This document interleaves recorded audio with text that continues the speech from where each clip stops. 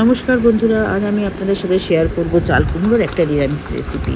প্রথমে চাল কুমড়োটাকে ভালো করে ধুয়ে কেটে রেখে দিয়েছি। আমি তার মধ্যে কিছুটা মিষ্টি কুমড়োও দিয়েছি। তারপরে কড়াইতে কিছুটা মুগ ডাল নিয়ে ভেজে সেটাকে সেদ্ধ করে নিয়েছি। একটু নুন দিয়ে হাফ সেদ্ধ করে নিয়েছি, করে ডালটাকে আমি নামিয়ে রেখেছি। তারপর কড়াইতে সর্ষের তেল গরম করে তার মধ্যে দিয়েছি কিছুটা জিরে আর দুটো শুকনো লঙ্কা। তারপর তার মধ্যে দিয়ে দিয়েছি নারকেল।